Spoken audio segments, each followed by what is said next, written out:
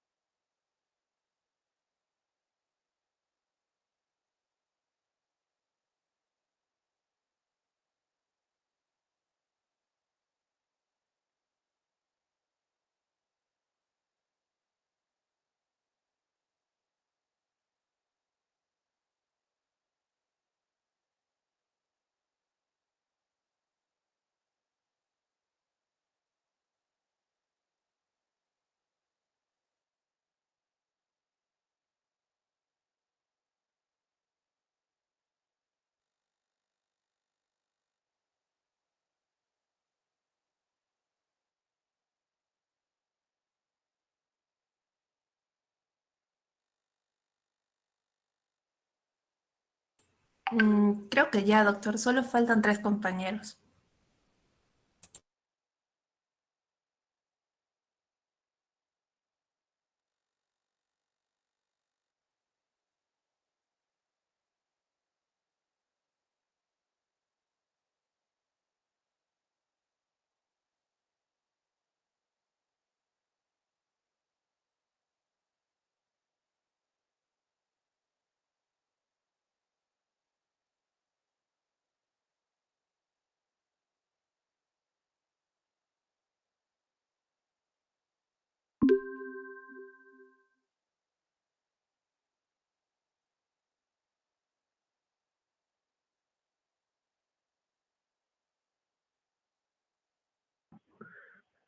Verónica, ¿les han dado fecha de examen? Mm, Le comenté al doctor López que sea el 11 de julio y me dijo que sí. Ya. Sí, porque ya me pedí las preguntas también. Entonces lo más probable es que sí pues sea esa fecha, ¿no?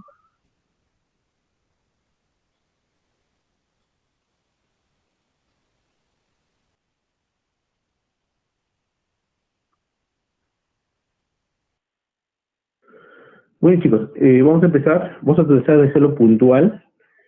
Es un tema muy amplio, pero vamos a hacer hincapié en algunas cosas puntuales y básicas que deben saber, ya que la tuberculosis es esa pandemia que va detrás del COVID de hace muchos años y que tiene una alta mortalidad a nivel internacional y ha dejado de ser una enfermedad de estratos bajos, de estratos económicos bajos, a ser una enfermedad que se presenta en cualquier estrato económico, ¿no? Muchos médicos incluso se enferman o se contagian de tuberculosis. Y es por las características de la bacteria que, que es tan difícil erradicar la tuberculosis y es tan difícil poderla tratar.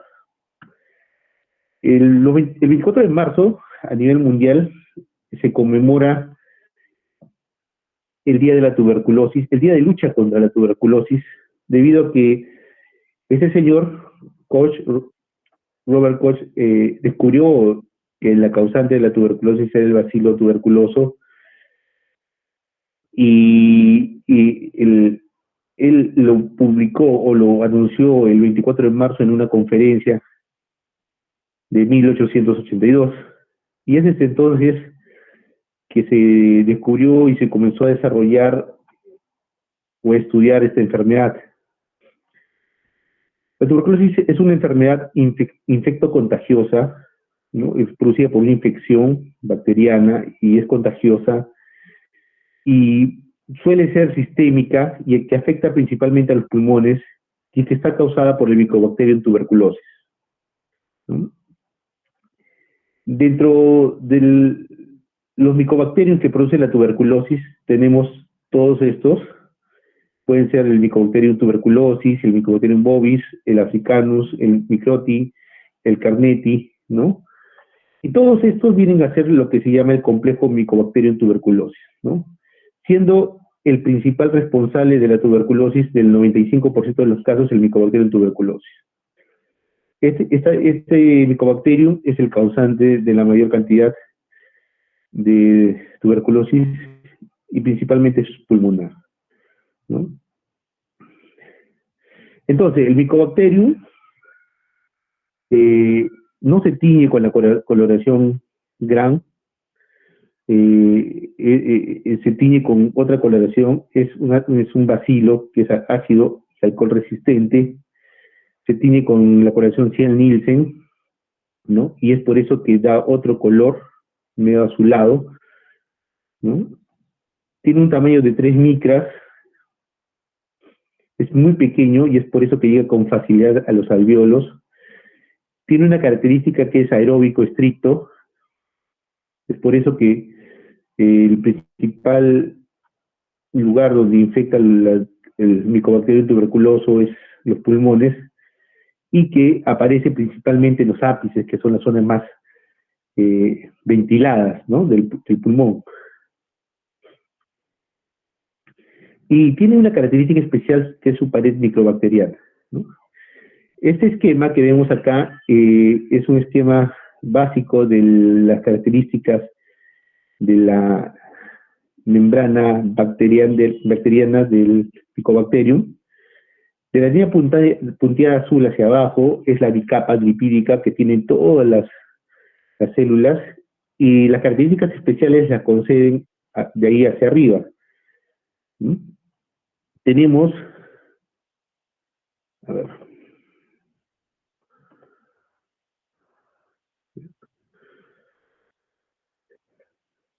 en este pedazo de pared celular que encontramos arriba de la línea punteada tenemos principalmente carbohidratos, proteínas, lípidos, y estos tres lípidos principales, que es los fosfátidos, las ceras y el ácido micólico. El ácido micólico es quien cumple una función especial. Es quien le va a dar estos lípidos van a darle la característica de bacilos alcohol resistentes a los micobacterios tuberculosos. ¿Ya? Esta molécula, la que está acá en línea punteada, esquematizada con líneas punteadas, es el péptido glucano, y esta de acá que está en rosado es la arabinogalactano. Estas moléculas le van a dar una estabilidad a la pared, a la membrana de la pared celular del bacilo, y que le va a conferir una protección ante el mecanismo de ciertos antibióticos para producir la lisis bacteriana. Son estas moléculas que le van a dar una principal resistencia. Además de estos lípidos y estos carbohidratos, lo que contiene la membrana es factor de cordón, que va a inhibir la proliferación leucocitaria y va a ser el principal estimulante del granuloma tuberculoso. También van a haber sulfátidos que van a potenciar el factor de cordón y que van a inhibir también la unión fago-lisosoma, ¿no? ¿Qué pasa? Que un macrófago, cuando fagocita el Mycobacterium, para que pueda ser digerido el Mycobacterium que está dentro del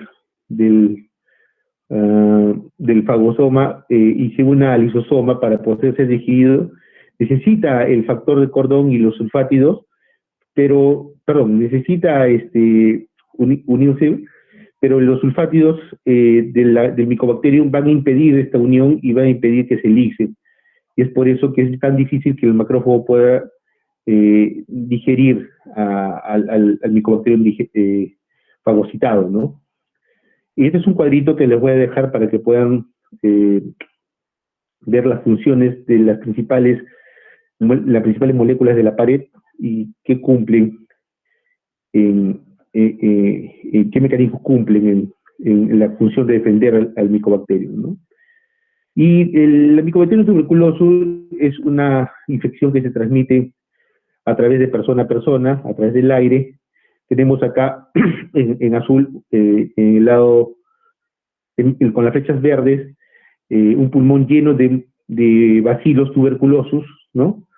Que van a estar en la mucosa, en el moco de la vía aérea baja, y a través de la tos, del barrido ciliar, del reflejo tuxígeno, van a salir hacia el medio ambiente, y estas gotas pueden llegar directamente al paciente contagiado o pueden aerolizarse y quedar suspendidas como aerosoles en el ambiente.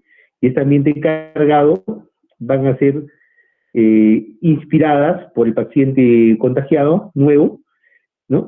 Y estas moléculas, estas gotitas con Mycobacterius, que son pequeños, de 3 micras, fácilmente van a pasar las barreras del huésped y van a llegar hacia los alvéolos donde se van a reproducir y va a empezar toda la fisiopatología del contagio del Mycobacterium tuberculoso, ¿no?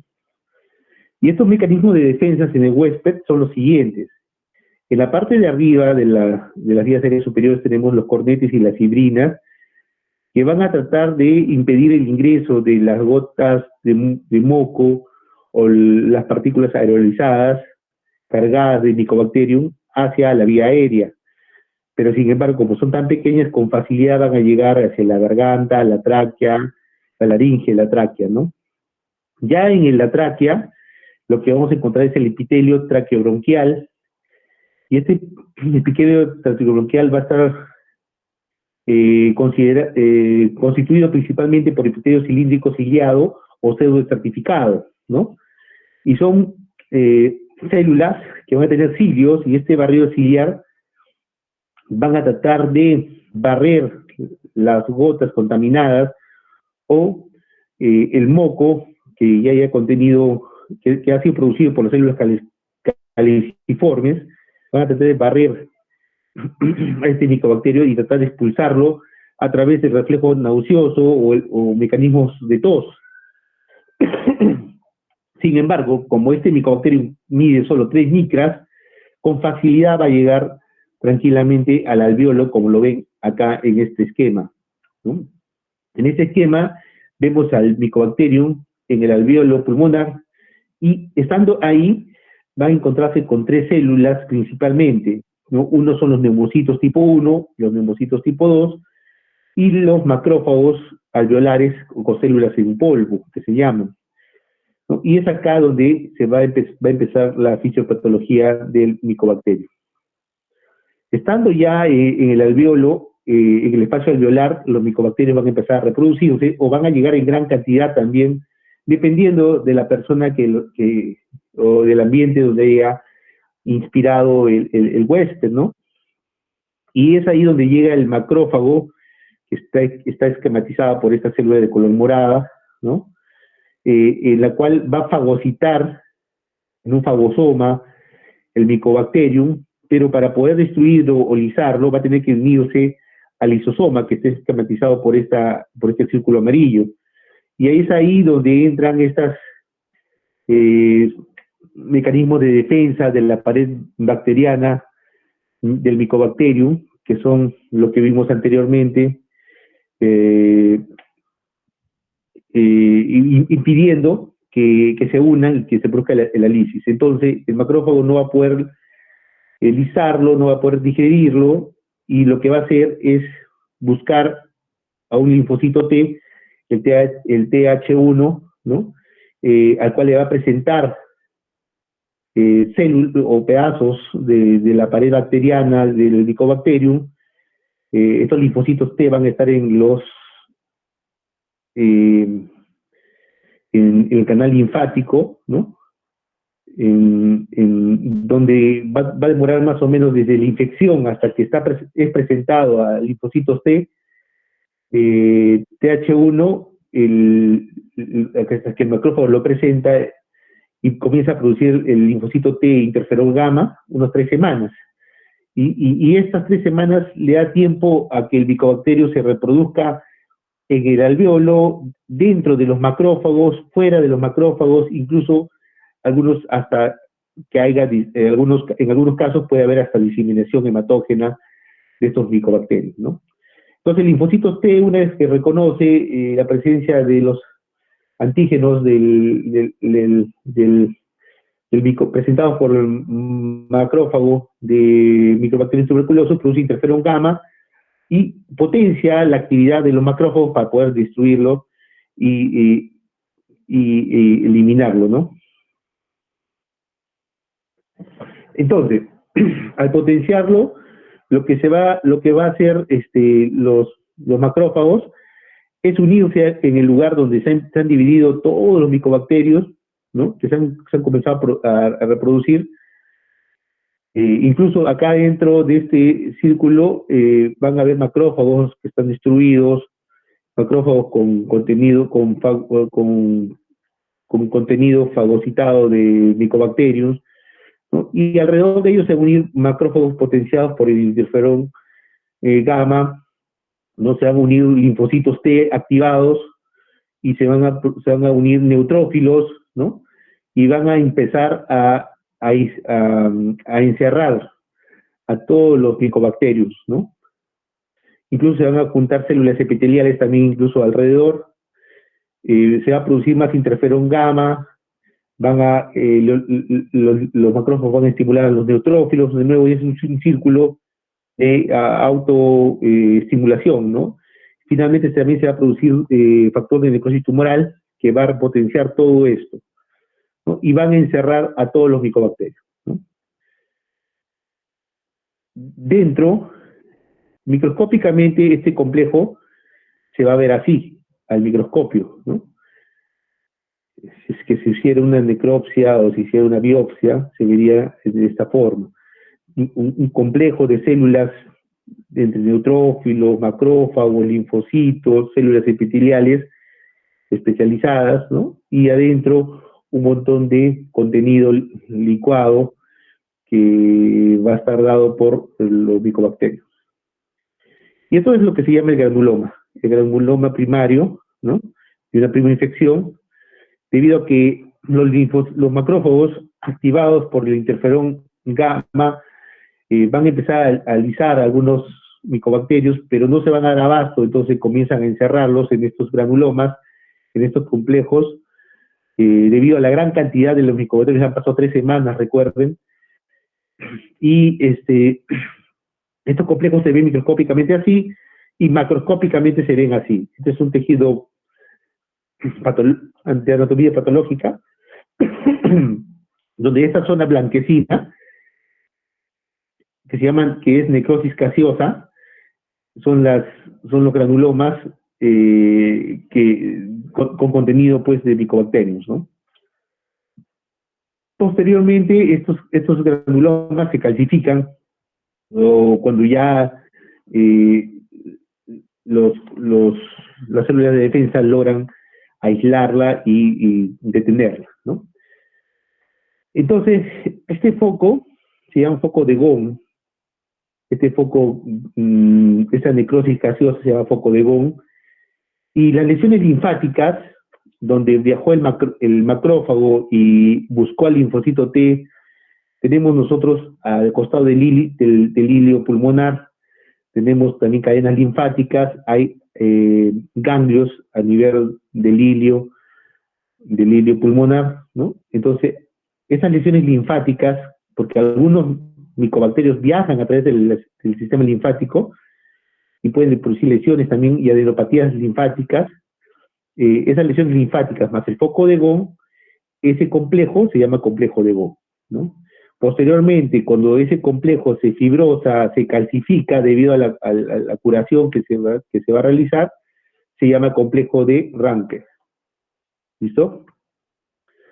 Entonces, Esta prima infección, esta necrosis, este foco de Gom, es una tuberculosis primaria que nuestro sistema inmunológico de alguna forma ha respondido adecuadamente, a pesar de que los mecanismos de defensa del Mycobacterium tuberculosis no permitían que sean destruidos por nuestros macrófagos, por nuestros linfocitos, han buscado una forma y han aislado a todos esos micobacterios a través del granuloma, ¿no? Esa es la prima infección, la tuberculosis primaria. Y esa tuberculosis primaria puede evolucionar o puede seguir como tuberculosis latente, que va a ser la infección contenida dentro del granuloma y el paciente no es infeccioso. Quiere decir que todos los bacilos, como en esa primera columna, están contenidos dentro del granuloma, ¿no? Y no hay bacilos fuera. Algunos bacilos están vivos adentro, pero están contenidos por nuestras células de defensa. Entonces, este paciente está infectado, tiene el bacilo tuberculoso, el Mycobacterium tuberculoso, pero está encerrado en el granuloma y no es infeccioso. Quiere decir que cuando tose, le haces un BK en esputo, va a salir negativo y no desarrolla la enfermedad. ¿Entienden? También puede producirse una tuberculosis primaria progresiva. ¿Cuándo se va a dar ese caso? Cuando la respuesta inmune no suele ser capaz de contener la infección y la tuberculosis primaria, la prima infección, la primera vez que estamos infectados por tuberculosis, el complejo de Gom se rompe y los bacilos salen y se diseminan a través del sistema linfático, a través de la diseminación hematógena, y eso se va a llamar tuberculosis biliar, con diseminación hematógena del bacilo, ¿no? Es cuando nuestro sistema inmunológico no fue capaz de tener por sí solo la infección del Mycobacterium tuberculosis, ¿no? Y tenemos tuberculosis secundaria, que es la reactivación de la proliferación de la micobacteria previamente instalada por una infección primaria, por una inmunosupresión. ¿Qué quiere decir? Que el paciente de repente le da VIH, o le da diabetes mellitus, o toma corticoides, o es sometido de repente a una quimioterapia y las cuales las defensas bajan, este complejo este granuloma se rompe y los micobacterios salen y se produce una tuberculosis secundaria.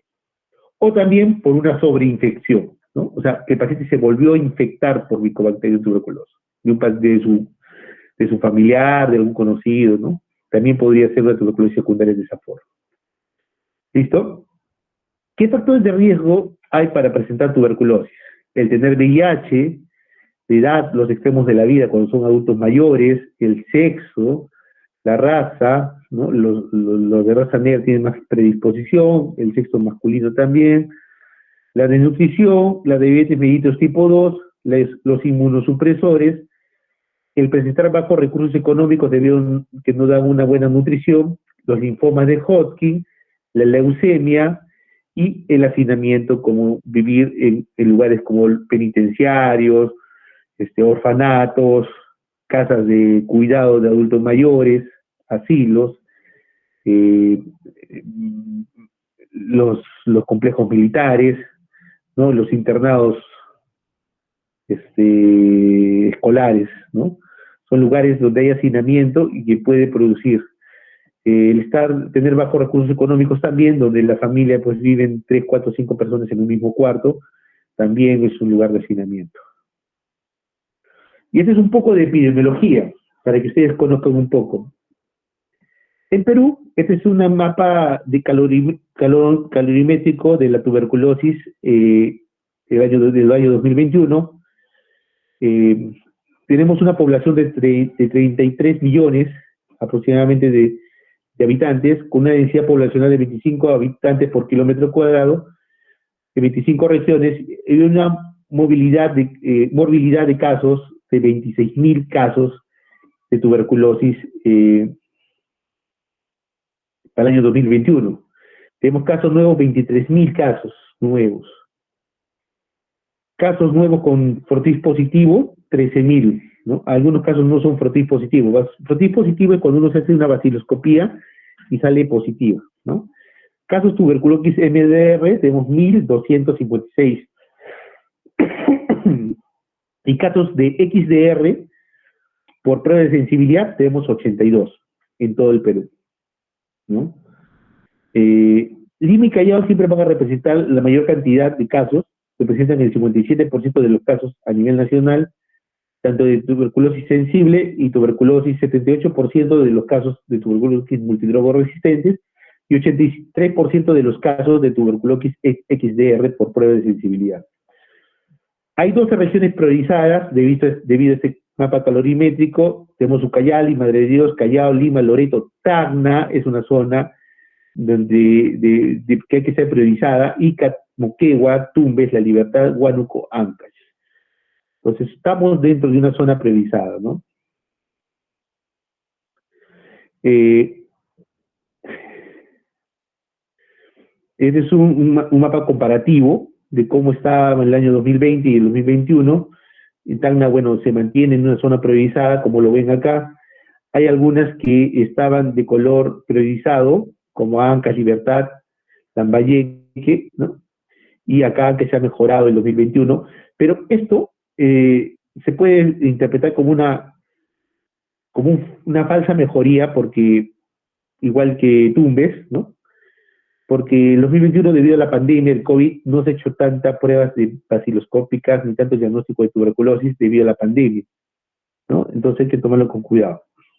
La tasa de morbilidad de regiones, estamos acá igual, Tacna es una zona priorizada, miren acá, ¿no? Y tenemos las demás, Ucayali, Madre de Dios, Loreto, Lima, son que tienen alta tasa de morbilidad de casos de tuberculosis, ¿no? Por regiones de salud, tenemos pues que Lima tiene una gran cantidad, ¿no? Igual que Callao y Loreto y Libertad, ¿no?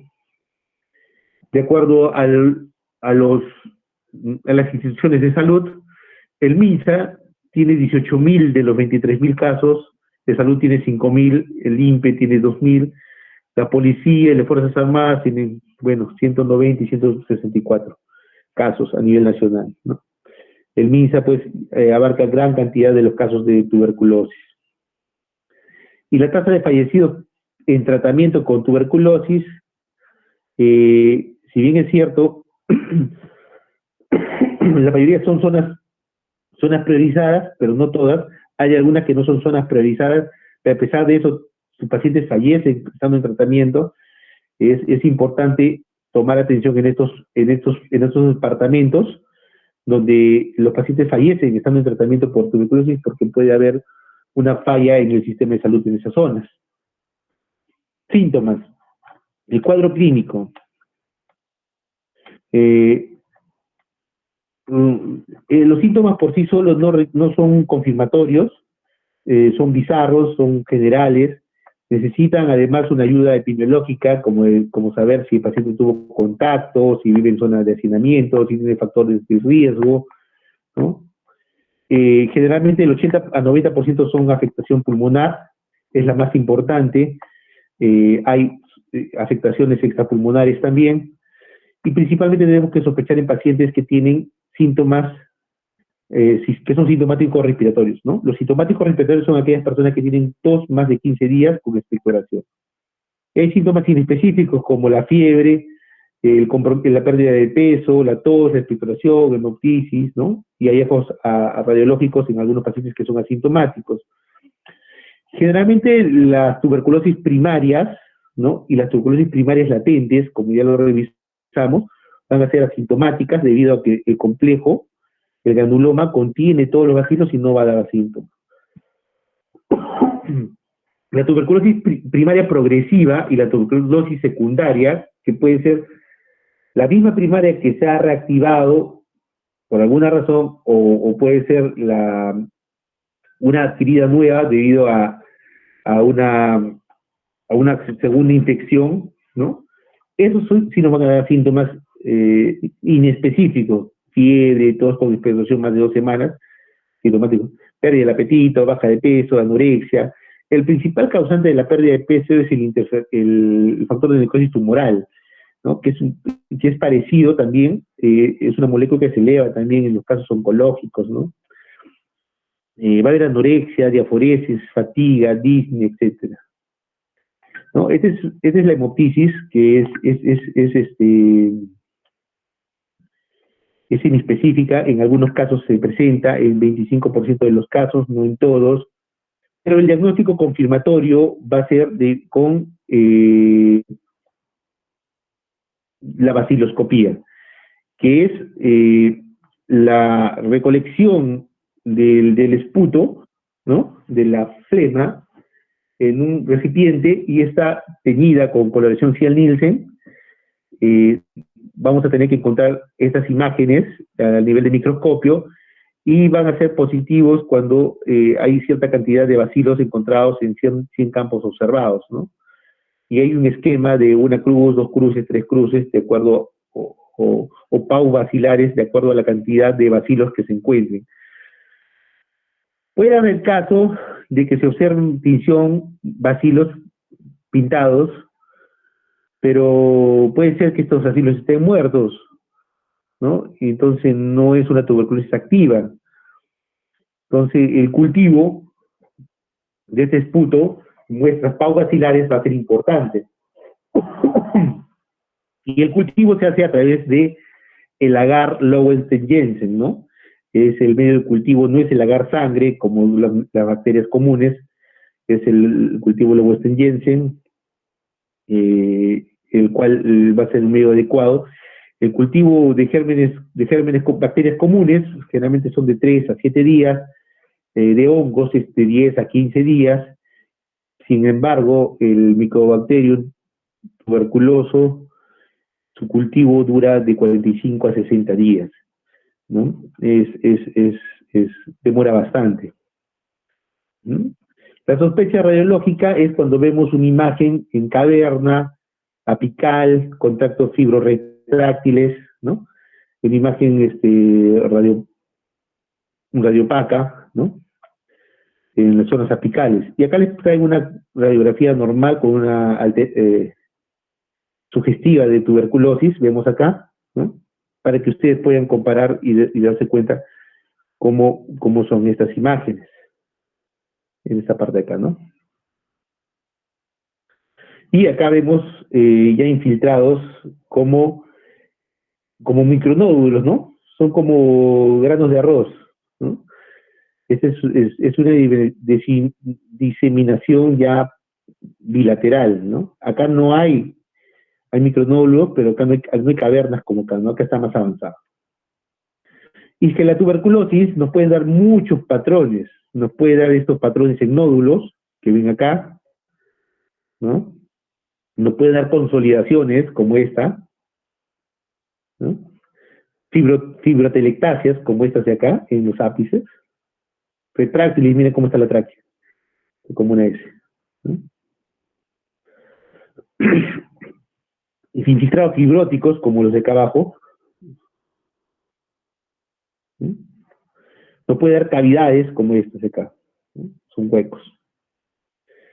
Es que la tuberculosis es la llamada la gran simuladora en radiología y en clínica. Es poco, no hay realmente nada patognomónico, ¿no?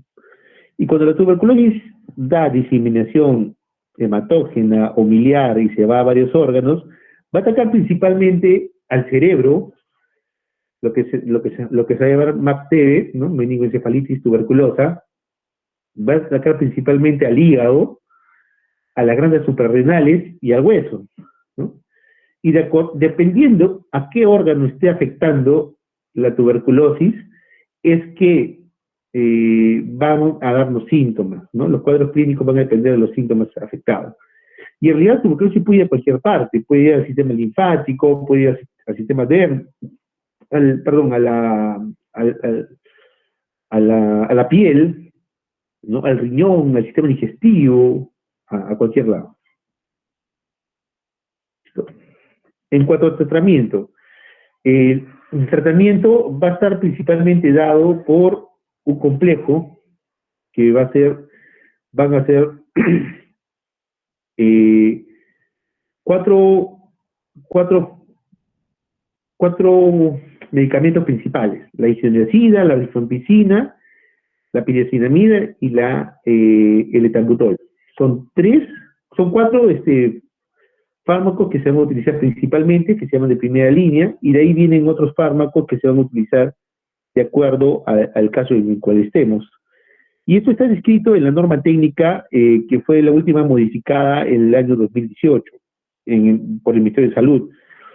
El tratamiento a nivel internacional es parecido, con algunas modificaciones muy sutiles en cada país. Este es un fluxograma de nuestra norma técnica, ¿no? Dice que cuando tenemos un paciente con tuberculosis pulmonar, sea nuevo o antes tratado, ¿no? Y tenemos una persona con frotis positivo, ¿no? Prueba de sensibilidad rápida, puede ser molecular o MOTS, ¿no? Positiva, y le vamos a empezar el esquema sensible, ¿no? Si es sensible, la prueba rápida o molecular o el MOTS, que es una técnica para ver resistencia bacteriana, la isoniazida es sensible y la rifampicina es sensible, el esquema que vamos a utilizar es 2 meses isoniazida, rifampicina, piriacinamida y etambutol, y 4 meses isoniazida 3 veces a la semana y rifampicina 3 veces a la semana, ¿no? Y así, si hay alguna resistencia, como vemos en este caso de acá, hay resistencia a la isoniazida, se cambia el esquema. Si hay resistencia a la rifampicina, si hay resistencia a la rifampicina y es sensible a la isoniazida, y si es resistente a ambos, se cambia de esquema, como ven acá abajo, ¿no?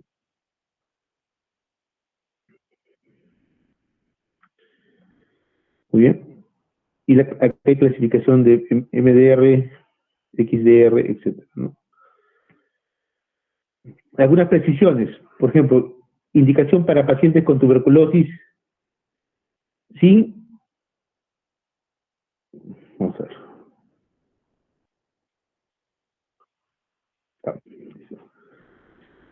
indicación para pacientes con tuberculosis sin infección por VIH, ¿no? Y pacientes con tuberculosis por tipo positivo, o sea, es positivo o negativo, y pacientes con tuberculosis extrapulmonar, excepto los que tienen compromiso miliar, los que tienen sistema nervioso central y óseo articular. A todos estos, el esquema es el esquema sensible, lo que hablamos: 2 meses de isoniazida, rifampicina y etambutol diario y 4 meses de 3 veces a la semana isoniazida y rifampicina. ¿Listo? Esta es la dosis de este esquema. Hay que darle por kilo de peso la primera fase y la segunda fase.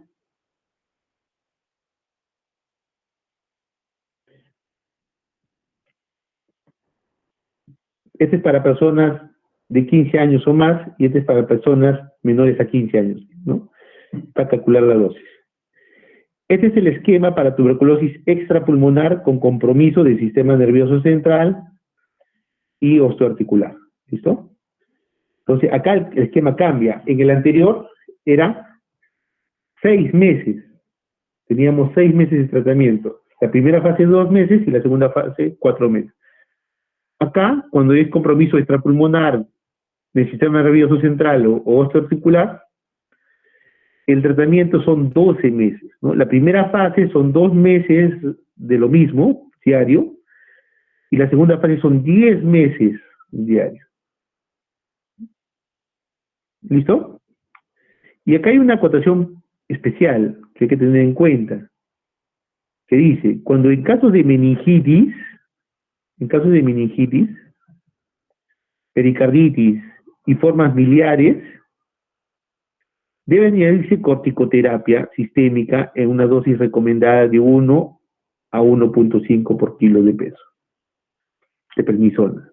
Solo en estos casos es que está permitido utilizar corticoides en la meningitis, la pericarditis y las miliares, niños o adultos. Solo en esos casos, ¿ok?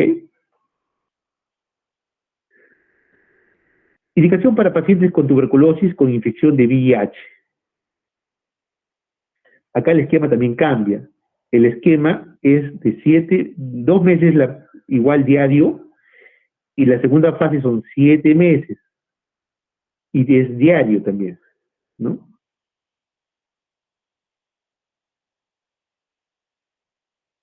Los medicamentos de primera línea, a dosis fija combinada, lo que ha pasado es que en los últimos 5 años se ha utilizado, es que el tratamiento es, si uno saca la cuenta, isoniazida, rifampicina, piresinamida, etambutol, en la primera fase, son 11 pastillas que el paciente debía tomar en un día, en una sola toma. Entonces, eran muchas las unidades que tenía que tomar el paciente, e impresionaba uno a simple vista que era demasiado medicamento, y en verdad sí, muchos de los medicamentos son gastrolesivos y hepatotóxicos. Entonces el paciente tenía muchas molestias de náuseas, vómitos, cuando tomaba su dosis. Entonces lo que hizo el Ministerio de Salud es utilizar dosis fijas combinadas. ¿Qué significa las dosis fijas combinadas? Son en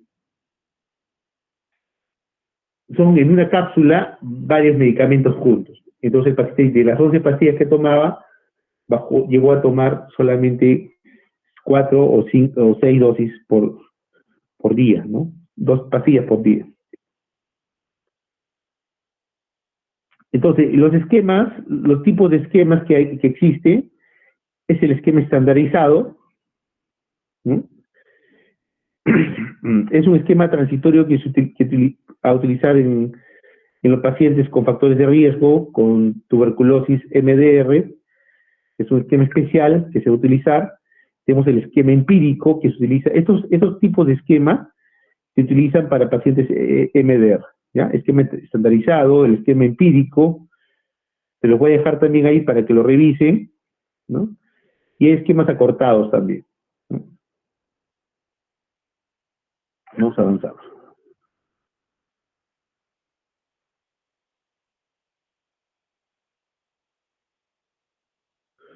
Bueno, esto ya es un poco más complejo.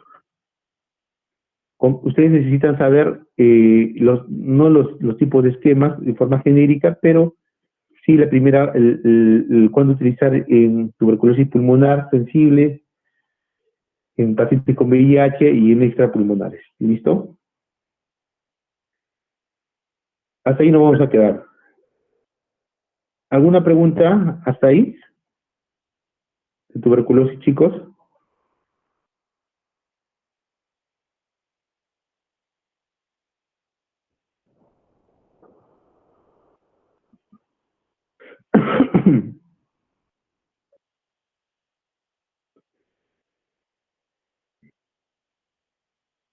Muy bien.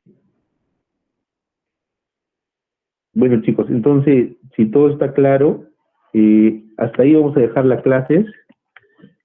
Las preguntas van a salir de las diapositivas que se han hecho. Lo que se comenta en clase. ¿Tienen alguna pregunta sobre lo que hemos conversado? Doctor, sí. ¿Cómo se han desarrollado los casos de COVID en pacientes con secuelas de TBC? Eso es poco frecuente, ¿no? No, si bien es cierto, hay una predisposición, todavía no ha habido una relación. En cuanto a los diagnósticos, mire, yo solamente en TANA hemos visto y se ha reportado en TANA un solo caso de COVID con tuberculosis a la vez. Los pacientes que están en tratamiento con tuberculosis, en realidad son pacientes que no están, en muchos casos, y ya que estén en tratamiento con tuberculosis, son pacientes que no han tenido de repente una predisposición a tener complicaciones, ¿no? Los pacientes lo que sí ha afectado bastante ha sido el diagnóstico de los casos nuevos. Muchas veces para poder diagnosticar necesitamos examinar al paciente, necesitamos sacar vaciloscopías. Ustedes saben que en los 2 últimos años ha habido inamovilidad, todo era virtual, ¿no? En cuanto al tratamiento, los pacientes han seguido regularmente, no ha habido ninguna complicación en el tratamiento. En cuanto al diagnóstico oportuno, sí, se han encontrado los diagnósticos de los pacientes muy avanzados, los pacientes ya tenían un gran compromiso pulmonar, así tardío el diagnóstico, que una predisposición a que tenga mayor compromiso, mayor complicación, por ser ya pacientes respiratorios, tienen una predisposición, pero no en el hospital no hemos visto muchos casos con pacientes tuberculosos, con tratamientos que hayan tenido COVID. Creo que eran los que más se cuidaban, ¿no? Y no, en sí por su condición sí son pacientes de riesgo, ¿no? Pero no han tenido no ha habido mucha, igual que los pacientes con VIH. Los pacientes con VIH en COVID tampoco, si bien es cierto, son pacientes inmunosuprimidos que tienen un factor de riesgo de tener un COVID severo, no han habido muchos casos de pacientes de VIH con COVID, ¿no? Y teníamos uno que salió bien, ¿no? Con la gran cantidad de personas que han estado, que no eran ni VIH ni tuberculosis, que han estado pues en ventilación mecánica, ¿no? Sí.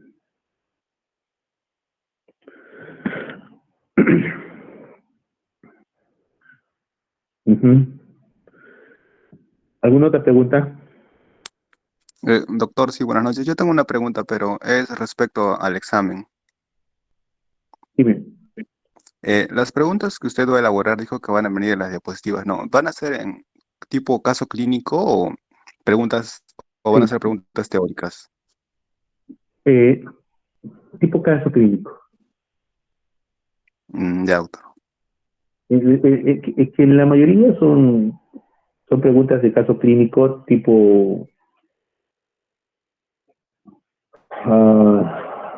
generalmente lo hacemos tipo examen de residencia, ¿no? Tipo examen de admisión, tipo MIR, tipo San Marcos.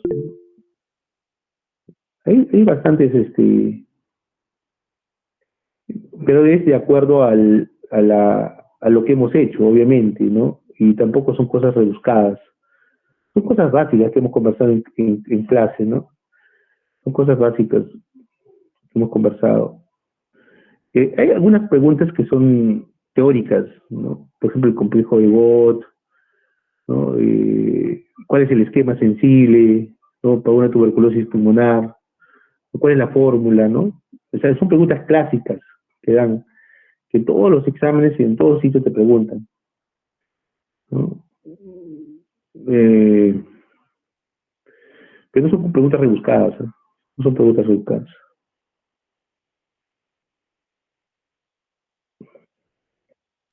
Ya, doctor, gracias, sí entiendo.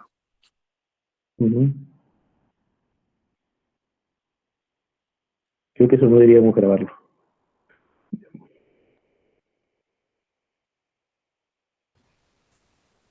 Doctor Gámez, ¿y las secuelas de TBC prevalecen sobre el tiempo? Es decir, por ejemplo, un Sí. paciente no tiene TBC cuando era niño y va a continuar con secuelas Sí, de adulto. sí. Mira, una persona que tiene tuberculosis,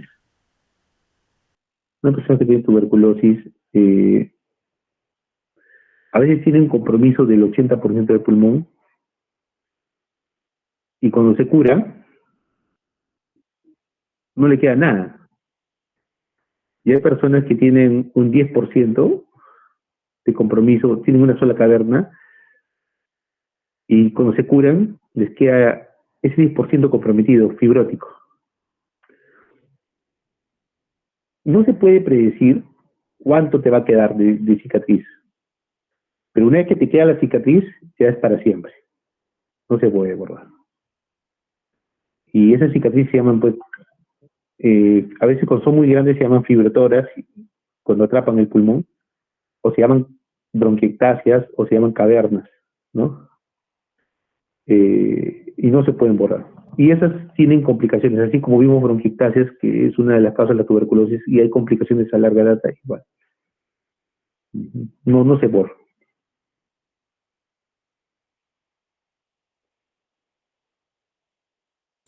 Ok, doctor, gracias.